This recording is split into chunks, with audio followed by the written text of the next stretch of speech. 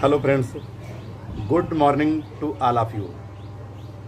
मेरे प्यारा दोस्तों, हमारे प्यारे दोस्तों, अगर आप फर्राटेदार इंग्लिश नहीं बोल पाते हैं किंतु समझ लेते हैं, लिख लेते हैं,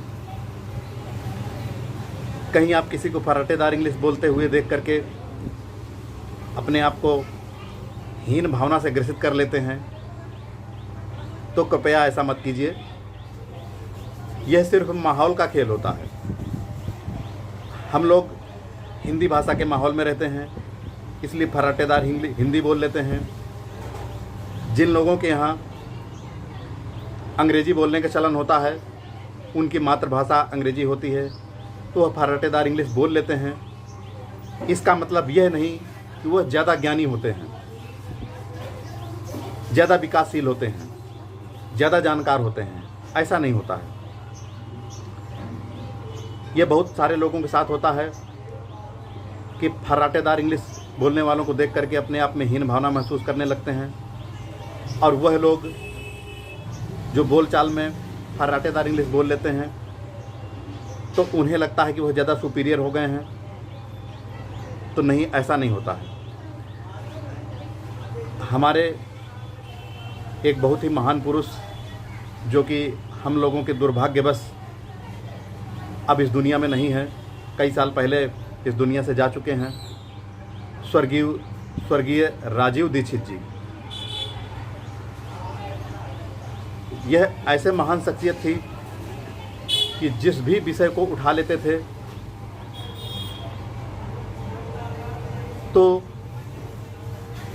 उस विषय में ऐसा लगता था कि बहुत ही डीप अध्ययन किया हुआ है। उनका ऐसा ज्ञान था। अगर आपको उनके बारे में ज़्यादा जानना है तो इंटरनेट में, यूट्यूब में राजीव दीक्षित के नाम से सर्च करके देख लीजिए, उनके वीडियो देख लीजिए। खास करके स्वास्थ्य और शिक्षा के बारे में तो उन्होंने लाजवाब ज्ञान दिया हुआ है। उनके ज्ञान का लाभ उठाइए, स्वस्थ रहिए, शिक्षा लीजिए। तो अपने विषय पर लौटते हैं। वह बताया करते थे कि जब विदेशों में स्वाभिमान के साथ में हिंदी भाषा बोलते हैं, तब कई अंग्रेज लोग हीन भावना से अपने आप को ग्रसित पाते हैं, क्योंकि वह हिंदी नहीं बोल सकते हैं। उसी प्रकार से अपने यहाँ कई अंग्रेज़ों को देख करके, उनको अंग्रेजी बोलते देख करके लोगों को लगता है कि हम कम पढ़े लिखे हैं, किंतु ऐसा नहीं होता। आज के बाद ऐसा मत कीजिए।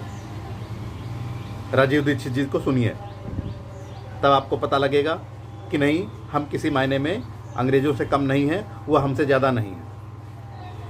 इसी प्रकार से जो फ्रेंच, जर्मन, चाइनीज़, रसिया आदि देशों के लोग हैं, उनकी भाषा बोली जाती है, उनकी मातृभाषा है, उसमें वह पारंगत होते हैं,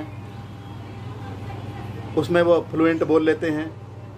इसका मतलब यह नहीं है कि वह कुछ हमसे ज़्यादा हो गए या हम उनसे ज़्यादा हो गए। वह सिर्फ माहौल का खेल है।